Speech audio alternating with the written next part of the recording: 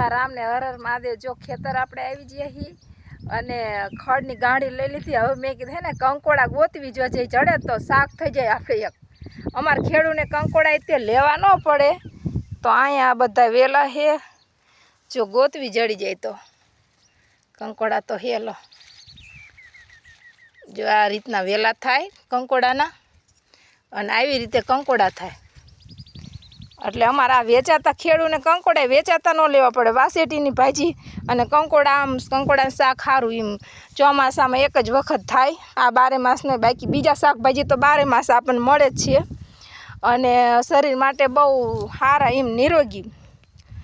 એટલે કંકોડાનું શાક ખાવું જોઈએ। ખેડૂને તો શેઠેથી મળી જાય હાલો, બાકી સિટીવાળા ખાતા તો હોય જ તે માર્કેટમાંથી લાવતા હોય વેચાતા। બાકી કંકોડાનું શાક કોને કોને ભાવે કમેન્ટમાં લખજો। અમને તો ભાવે છે અને કોઈ કોરું શાક બનાવે, કોઈ રસાવાળું બનાવે। અમે તો હે ને ચણાનો લોટ નાખીને બનાવ્યું મસ્તીનું।